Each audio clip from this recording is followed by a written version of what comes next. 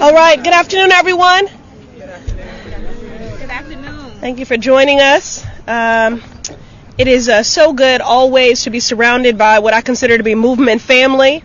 I'm immensely proud to be partnering with Color of Change as we demand that Republicans take their hands off our health care, hands off our food assistance, and hands off other essential life-saving programs. Thank you to Portia for standing at the gap for such a time as this. Thank you for the indefatigable efforts of the entire team at Color of Change, to the folks here today who are opening their hearts to share their stories with us all.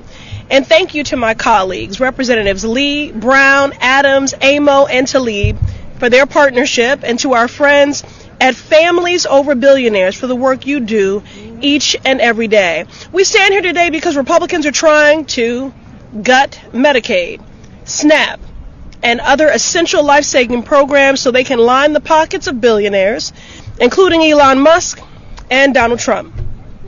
Donald Trump is stealing from the poor, the elderly, the vulnerable, and everyday working families to line his own damn pockets. This is the great Republican ripoff. These attacks are precise, intentional, targeted. They mean harm to everyone who calls this country home, beginning with our most vulnerable. They're coming for our veterans, our elders, and folks with disabilities. They're coming for those in need of life-saving medications for chronic diseases like asthma, high blood pressure, and dementia. They're coming for babies who need formula, parents who are just trying to put food on the dinner table, and of course, they mean to harm our black and brown communities who stand to be the most impacted by these devastating cuts. Medicaid is essential health care. About 1 in 5 Medicaid enrollees are black. SNAP is essential food for families. 20% of black households have faced food insecurity in recent years, compared to 7% of white households. As the saying goes, when the rest of America gets a cold, black folks get pneumonia. And this bill is certainly a testament to that. I represent the Massachusetts 7th, a district that is vibrant, diverse, dynamic, one of the most unequal in this country, and was one of the hardest hit congressional districts by the first Trump occupancy. And we have every reason to believe that this will be the case again in the second occupancy of the Trump White House. Donald Trump was up here today threatening his caucus to fall in line behind his one big, beautiful bill. Donald, there is nothing beautiful about making people sicker, making people poorer, making people more vulnerable, and that's exactly what this bill would do. Nearly 14 million people kicked off their health care. Food ripped out of the mouths of millions of children, seniors, veterans, and folks with disabilities. I mean, seriously, the only people who benefit from this bill are toy spaceship billionaires like Elon Musk and Donald Trump himself. The cruelty is the point. Republicans know exactly how cruel and unpopular this bill is. Otherwise, they wouldn't be trying to move it forward under the cover of night at 11 o'clock on a Sunday or 1 a.m. on a Wednesday like they're doing this week. You know, Donald Trump and Republicans would love for us to stop fighting back. Donald Trump's a dictator. A dictator wants a citizenry that is ignorant and uninformed, that is indifferent to the suffering of its neighbor, and that is inactive. They would love for us to see this dark dystopian vision that Donald Trump has for America as an inevitability, but it is not. And the only way to beat a dictator is with defiance. Our colleagues in the House across the aisle, you know, I'm asked all the time if there are opportunities for bipartisanship, to which I respond, where is the party for bipartisanship? This is just a cult of cowards who've been complicit in wholesale harm. Just a cult of cowards. This MAGA cult is also a movement. And the only way to beat a movement is with a movement. And the only way to beat a dictator is with defiance. So that's what brings us here today. We won't back down, not for a second. And Medicaid, SNAP, Head Start, and the VA, these programs aren't just line items in a budget. They are lifelines. They are lifelines. Policies determine who lives, who dies, who survives, who thrives. So together we say, hands off health care, hands off our food, hands off our bodies. And with that, I will now turn the mic over to our leader here, Portia Allen Kyle from Color of Change.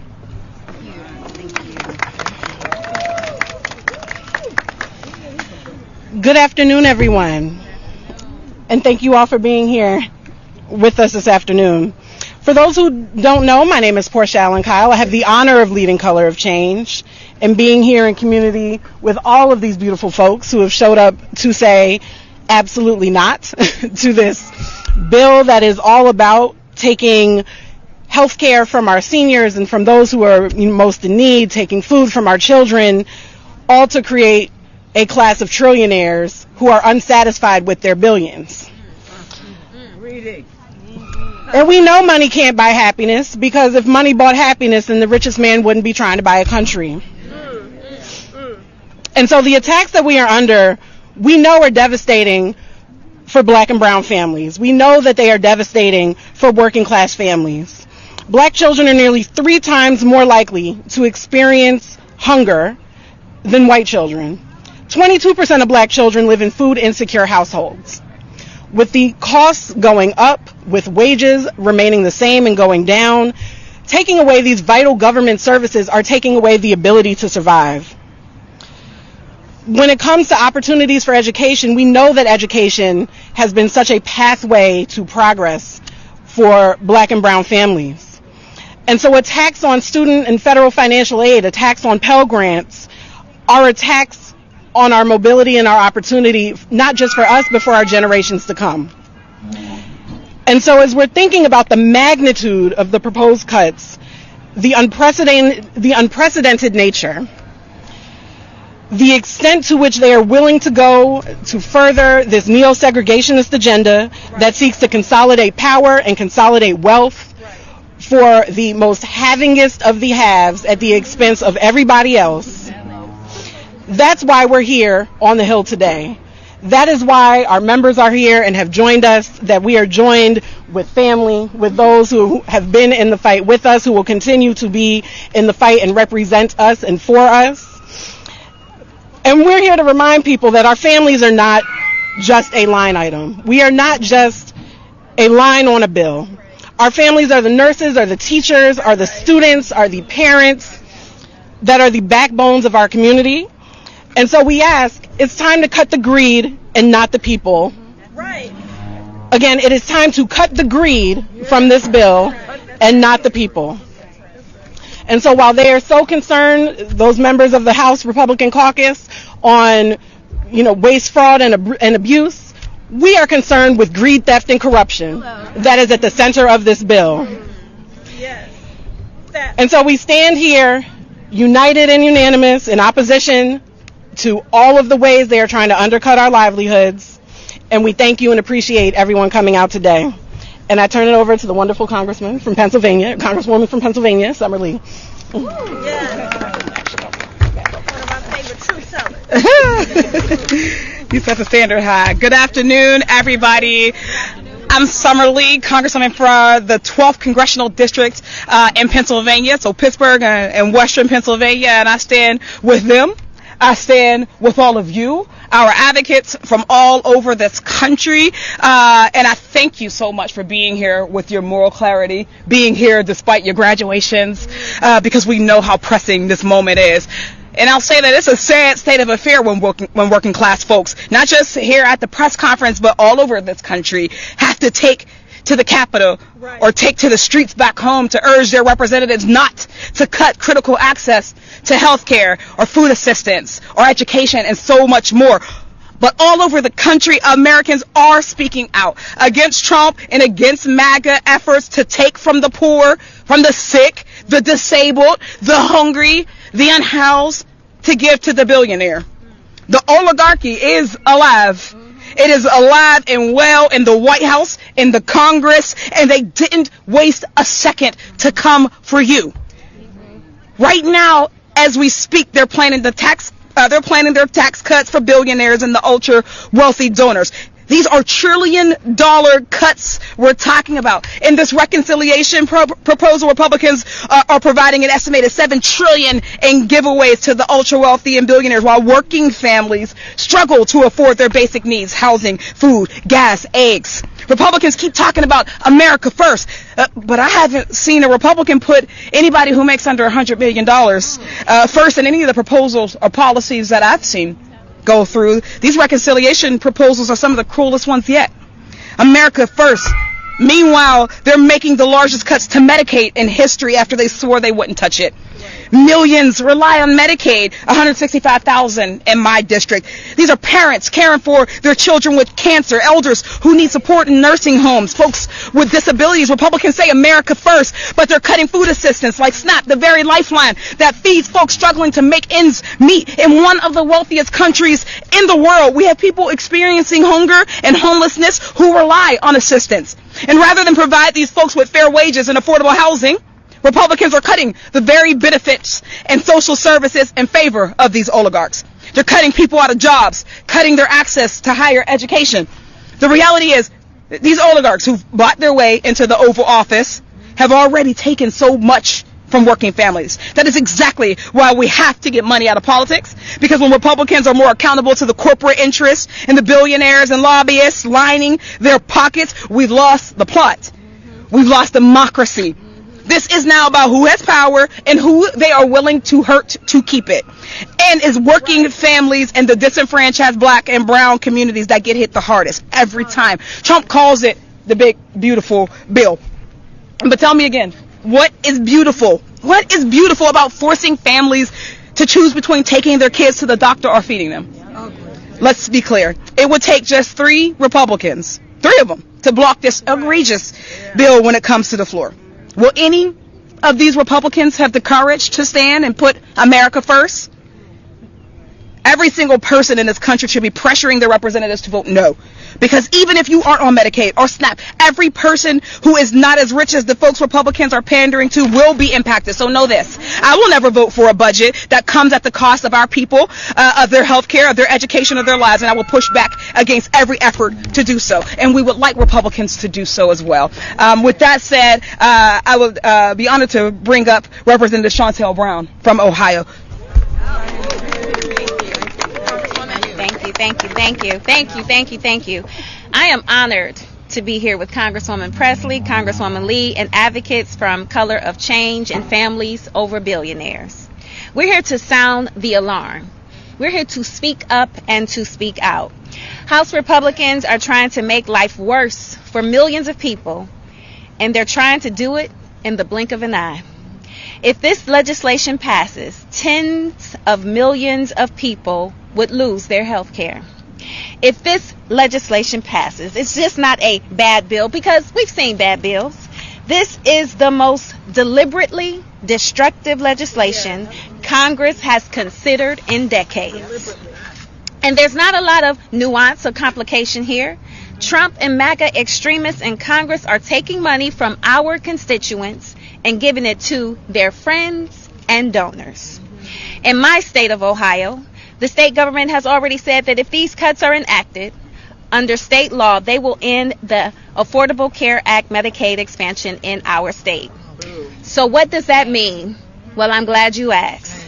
It means 770,000 people will lose their health care. That's an entire congressional district in just one state. This is suffering on a massive scale, and it's going to hurt people of all backgrounds. But it's going to be especially destructive in black and brown communities. Approximately 38% of the people I represent are on Medicaid. 21% are on SNAP. Donald Trump has raised prices. He's defunded their neighborhoods. He's attacked their relatives who work for the federal government. He's bullied the private sector into abandoning diversity programs. And now he wants to take away their food and health care. This is callous and cruel, and it is intentional. These are people that have been locked out of wealth, locked out of good wages, locked out of education and health care access for generations. They've been locked out by the structural racism that's oppressed our community for decades. For a lot of people, the health care they've received from the Affordable Care Act has been life-changing. And now, Donald Trump and his allies want to take it away. And we are going to fight this with everything we have. You better believe that. So it is now my honor and my pleasure to bring up the gentle lady from Michigan's 12th district, none other than Miss Rashida Tlaib. Thank you, Chantel. Thank you so much to Color Change. I can tell you they have been grassroots on the ground, not only in my district but across the country, motivating, just a generation to kind of continue to speak truth to power. So I thank them so much. I love to start with the fact that I was born and raised in the most beautiful, blackest city in the country, the city of Detroit, where the community mothers have taught me from day one that it isn't transformative change doesn't come from that building behind us, but from the streets when we make that building move, that institution move with us in regards to what we need to see in our communities. Right now, many of my colleagues, Republican colleagues, are saying they're not cutting Medicaid. Have you heard that? Yep. We're not cutting Medicaid. Mother, I know they're lying, but people out there, I said, well, nonpartisan groups and organizations are saying that they're cutting him. This kind of misleading, gaslighting, whatever you want to call it, straight up we ain't doing it. Yeah, it's a lie. It's a lie. You're going to cut long-term care from your seniors. You're going to literally rip away coverage of mothers who just gave birth for postnatal, postpartum. You can ask anybody right now, what does nearly $1 trillion cut do for our communities in regards to Medicaid? They will tell you it will be completely life-changing. We are going to see people's lives either lost, completely deteriorated. I mean, this is ridiculous. The fact that I continue to hear my colleagues say, we're not cutting Medicaid. Yes, you are. And don't take it from us. Look at the data from the Congressional Budget Office. Stop lying to the American people. The many families in my district, many of them black and brown communities throughout the nation, we know this, have already struggled, right? We're always the one communities that always gets left behind. You talk about environmental racism? Check. They're right in our backyard, polluting our community, making us sicker, making our community sicker. And they're like, well, let's come Medicaid too. In my district, over 40% of births are covered by Medicaid. Over 40%. The national crisis on black maternal health is real, y'all. I've talked to grandmothers, mothers, fathers, everyone who tell me that they're losing their loved one, losing a mother because of complications. But go ahead, let's just rip the Band-Aid off, because it is a Band-Aid. Medicaid's a Band-Aid. It is a Band-Aid because we know corporate greed within our healthcare system is the problem, and we got to root that out. That systemic racism within our healthcare system is the problem. We got to root that out. But Medicaid, you're going to rip the Band-Aid. You're going to say, nah, we don't care. These are the same people that come and talk to me about life, talk to me about children. I have an infant mortality crisis in my community. Cutting Medicaid, you just don't want to see these kids reach the age of 1. Speak on it. This is what the real impact will be.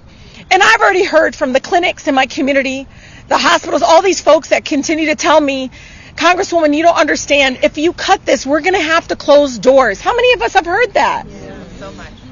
And so it is important to know this. But ask why. Why are they doing this? It's not millions or billions, but $7 trillion. I looked it up. I looked up who wasn't paying federal taxes, because Ayanna, I got to look it up. So I just want to no. DTE. Do you know who DTE is in my community? It's the utility company, private utility company, who by the way, they didn't pay federal income tax for what? Well, let me see, 1, 2, 3 years. Federal income tax. You hear me, Representative Adams? They haven't paid federal income tax. That's who's good. Girl, you come in my district, they probably join you. But they just asked for an 11% increase, and they don't even pay federal income tax. T-Mobile didn't pay federal income tax. Penske, yes. FedEx. How many of y'all pay federal income tax? You know it. And I look at all of this. I look at all of them. Amazon, Target, Walt Disney, PepsiCo, Facebook. Representative Adams. Now, they got a different tax giveaway. They label them differently. But think about that. They are putting these corporations before our people and before their own people. One of my colleagues has 62% of his community relies on Medicaid. But he's out there pressing the button. He's going to do it a third time and say, I'm not cutting it. But we're here to speak the truth. Our communities are on the front line. And it breaks my heart because I know they're going to be the first to die. They already always are because of these broken systems. And cutting Medicaid is just going to be devastating. I'm already hearing it.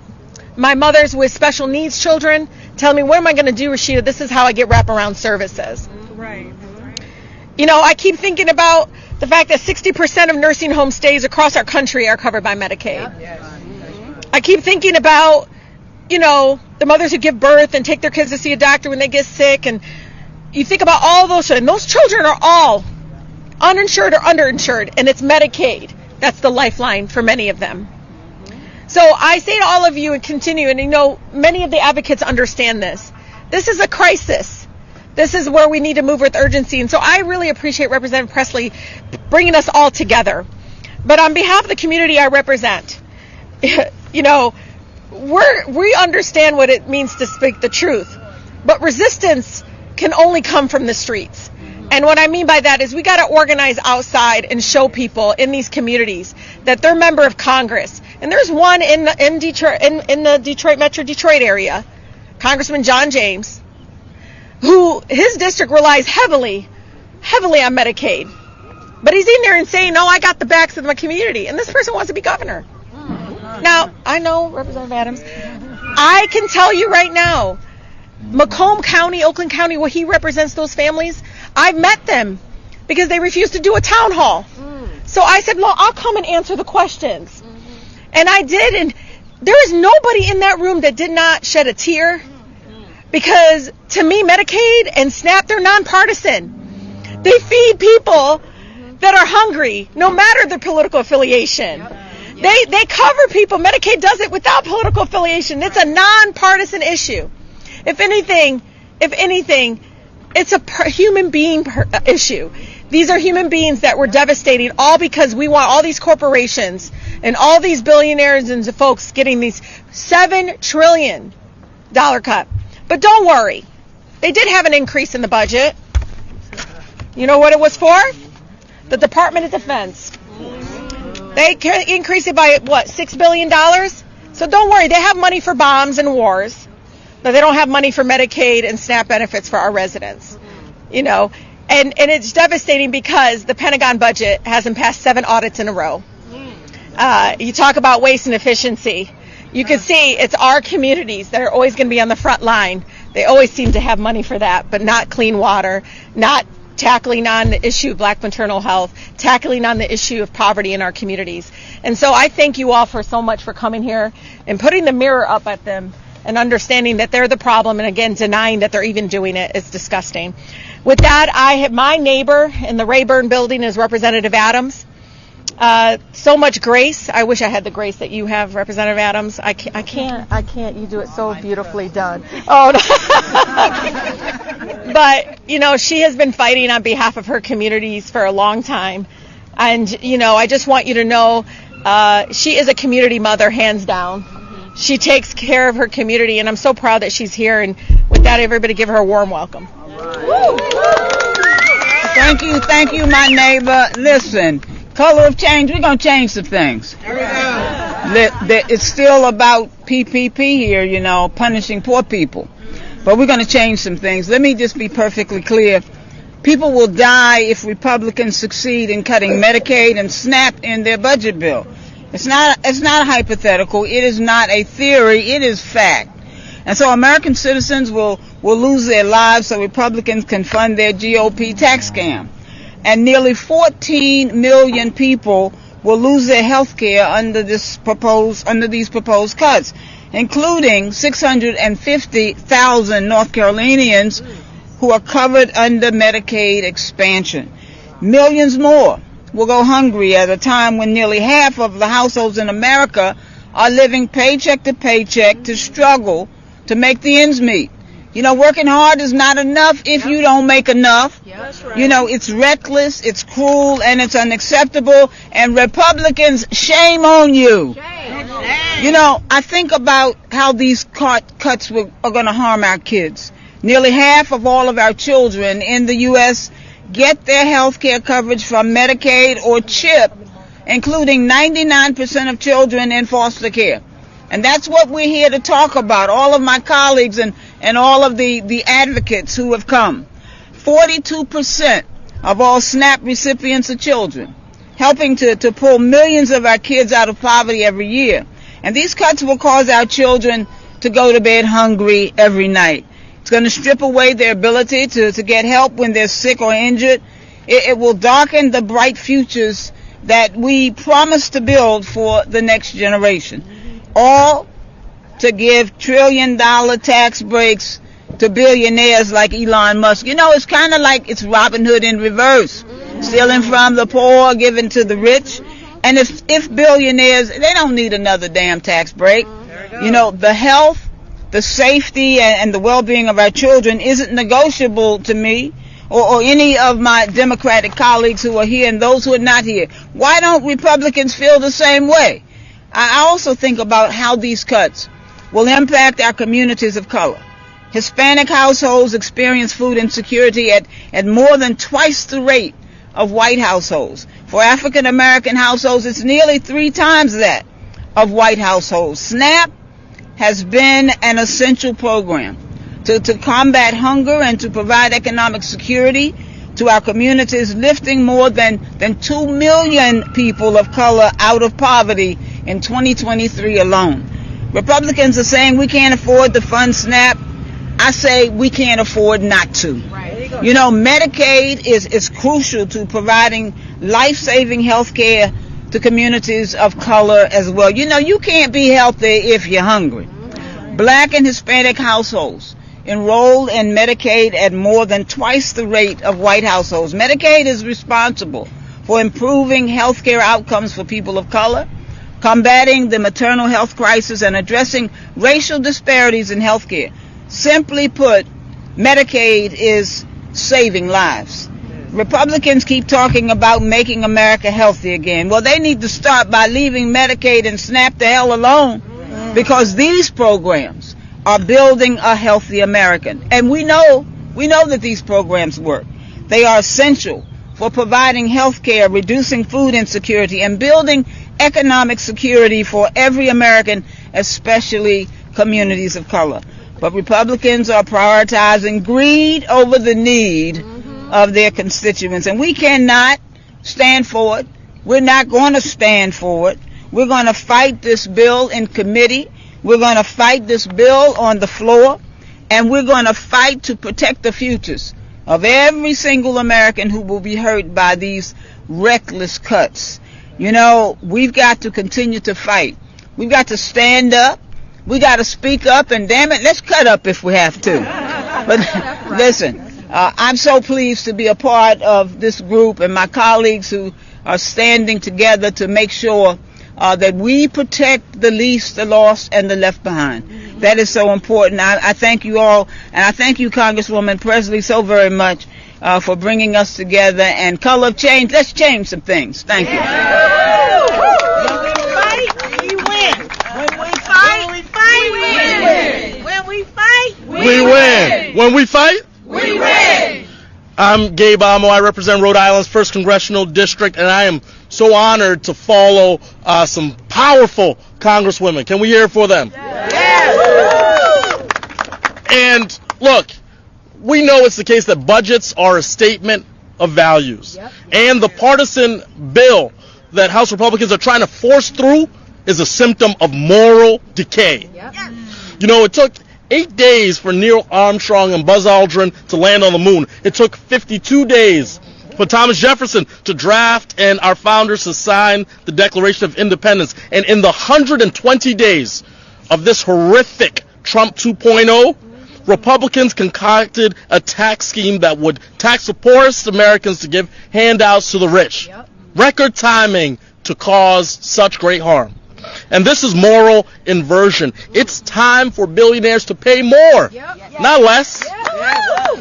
And so we're standing in front of the U.S. Capitol today because we will not stand by and let those on the other side of the aisle gut health care for 13.7 million Americans, school meals for 18.3 million children, food assistance for about 11 million hungry people, and access to higher education for 4 million college aspirants. We know that these cuts will hurt communities of color the hardest. It will make it harder for the single mom who is pursuing college to feed her kids and keep them healthy. It will make it harder for the family recovering from a job loss to feed their kids. It will make it harder for the low-income child to learn as they worry about what they're going to eat for lunch. All of this pain, all of it, is so that the richest Americans can have an extra $82,000. What is that worth this pain? No. Absolutely not.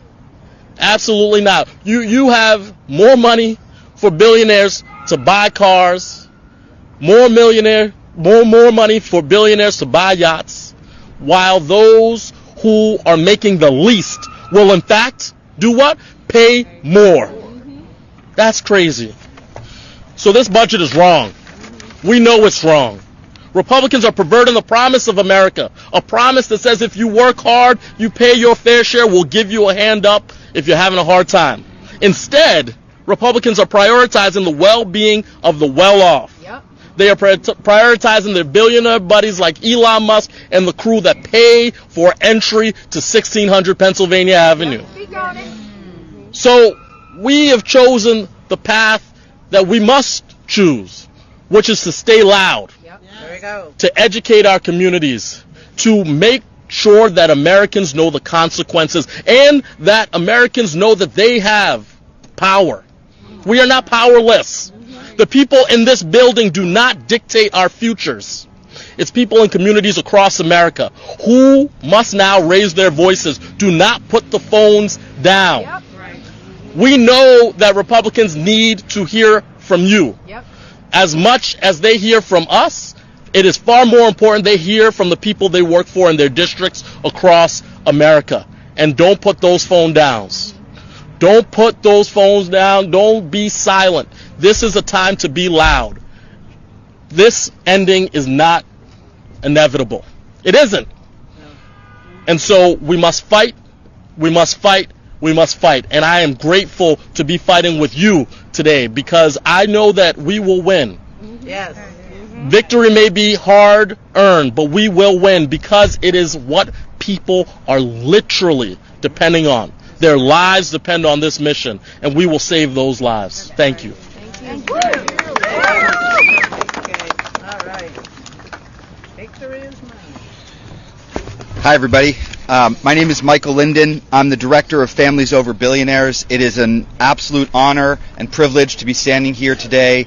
It feels a little intimidating to go after such incredible leaders, and I thank you all for your leadership on this incredibly important fight that matters to millions of actual human beings. Sometimes the numbers can obscure the fact that we are talking about families who are struggling, who are just trying to do right by their own communities and their families and their kids. And the folks in the building behind us are coming today and saying, you should get a little less so that billionaires can have a lot more. It's wrong, as Congressman Amo just said, and I can't thank you enough for being part of the fight with all of you, and I thank Color of Change in particular. This GOP tax plan, I'm not going to exaggerate. These are numbers that come out from nonpartisan analysts. The average tax break for somebody who makes more than $5 million a year is $400,000. Meanwhile, they are going to increase taxes on the poorest 20% of Americans and take away their health care and take away their food assistance. Congresswoman said it best. This is reverse Robin Hood. They are taking from the poor to give to the rich. Taking away access to health care and food assistance is incredibly backwards. And it is hard to explain to everyday Americans why somebody would do this. But Republicans say they don't have enough money. We can't afford it. Where'd the money go? Well, maybe it was all the tax breaks we've been giving to rich people for the last 25 years. Then all of a sudden they look in the coffers and they're dry and they say we can't afford health care. While they're giving another tax break. Right now, behind me today, they are pushing another tax break for people at the top. Meanwhile, they are cutting Medicaid. They are cutting food assistance. We learned today that 18 million children could lose access to school meals because of this bill. The impacts will be especially harmful to communities of color. We've heard some of the statistics before, but it's important to remind ourselves these are Americans, these are human beings who rely on these programs to get a leg up, to give their families a better future. 1 in 5 Americans on Medicaid are black. 64% of black mothers give birth using Medicaid that covers that birth. More than half of all black kids in this country rely on Medicaid for basic health care, and those are the things that are being cut in the service of a tax break for rich people. It sounds like hyperbole. It sounds like political rhetoric, but it's not. Read the bill. That's what's in there. But it's not too late to stop this. This bill is not over. It is not done. They have not finished the voting, and I do believe that when the American people speak up, of all political backgrounds, there's a reason this bill has only 14% support among the public. That's bad. 14%, not good. I'm not an expert, but that's pretty bad. And there's a reason. Because it doesn't matter what your political background is. No American thinks it's a good idea to take health care and food away from struggling families to give tax breaks to billionaires. Republicans have tried this before. They did a tax scam in 2017. It was the most unpopular piece of legislation ever enacted into law at that time. And the American people rejected them for it. They will do the same here. Politicians here in Washington fundamentally need to decide whose side they are actually on. Are they on the side of working people who are struggling every day to get by, or are they on the side of billionaires? The next few weeks are going to tell us a lot. Exactly. Thank you all very much. And so you've heard from many of our Congress people, many of whom had to get back to committee because markup, is starting and they were needed, but want to make some space to share, for our members to share some of their stories. And so I'd like to call to the front David Nolly.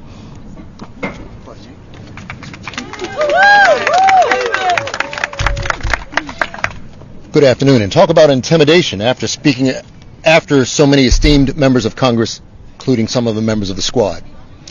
I was a little intimidated at first when they asked me to come up and speak, and then I thought about why I'm here, and that intimidation flew right out the window.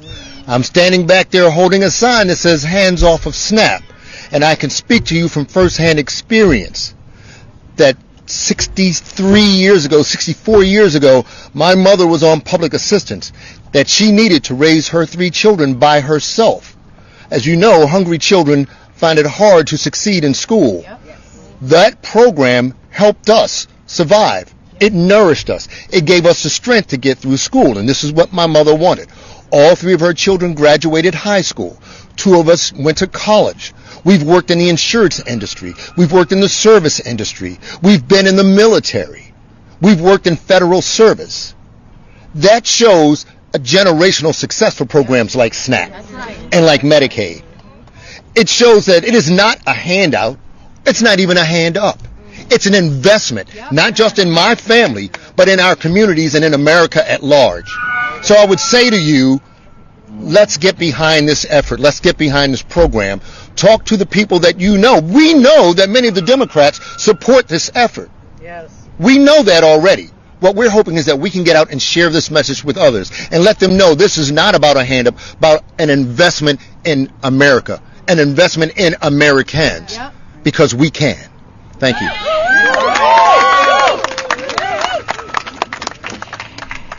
Angela Surratt.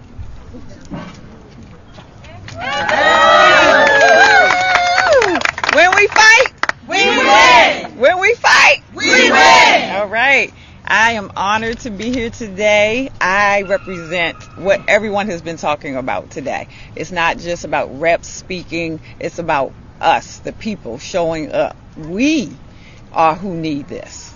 And the only way we're going to get it is to fight and continue to fight. And to put a face to what you're taking away from. My family starts from the descendants of enslaved people. My grandfather, Avery Surratt, fought in the Vietnam War, World War II, and the Korean War. And while he was away, my grandmother, Ida Mae Surratt, raising 7 children, 7+ grandchildren, was fighting here on these streets for fair housing and health care. So Hands off of my Medicaid. Medicaid started being available to us in 1965, which was the year I was born. So, God willing, we both will turn 60 years old today. There you go. All right. And it is a program that works. I'm an entrepreneur. I've been responsible for just all of my insurance, unaffordable insurance. So I had to use Medicaid. And I have 2 children, and I had a mother who was ailing. I had to become her partner in caring for her, and Medicaid got us through. That's Medicaid working like it's supposed to work for the people, because we, the people, we pay into Medicaid. My mother paid into it for 40 years. I'm paying into it for 47 plus years. My children are paying into it. I have 5 grandchildren that will be paying into it. And at one point in time, I was kicked off because I made $3 too much. And it wasn't until the Affordable Act came that I could have insurance again. Just a basic need. So I say, this is our money, and I'm not giving it to billionaires. There you go. I am the working class. This is not just unjust, it is unjustifiable. When we fight, we win.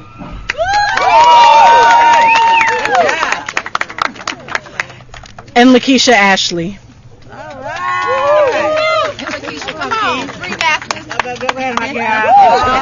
Hello. Oh my gosh, let me get my little notes because I'm long-winded. I'm here today on my graduation day. Thank you. I'm supposed to be graduating from the University of Maryland today with a degree that actually helps me solidify what I've been doing for the last 10 years, which is being a licensed clinical social worker exclusively for Medicaid clients. I only provide the best services needed in mental health care to these communities that are overshadowed, overlooked, and underrepresented always. I come from that background. I was a young mother as well. I had my first son at 20 years old when I was pursuing my first degree. And now, like I said, I'm on my third. There you go, girl. Okay, and I'm back, giving back to those communities because I see the hope that every family has. The young mothers who are ailing to survive, the children who are going to school and see me as a representation of them and want to go to college as well. My 18-year-old son is now in college. He is also going into healthcare. He's actually going into education. So we have a legacy and building a legacy of giving back to our communities based on Medicaid and the standards that they say that we don't deserve. But I am here to tell you that we do deserve it. We have to root this in hope, advocacy, and effort. These cuts that are being proposed will tear down everybody. And one thing that I've heard over this lobbying and advocating for everything is that if he can do this to us in the dark, what is he going to do to everybody in the light? There you go. Because this is being done behind our backs in every which way, form, or fashion. And right now, this is not a public health issue. This is not even a public policy issue. This is a public safety crisis if these provisions are passed. So I'm coming down from the top to the bottom, from someone with experience and also fighting for justice in our families all over the nation. We cannot let this pass because we will be detrimental to everybody. Thank you.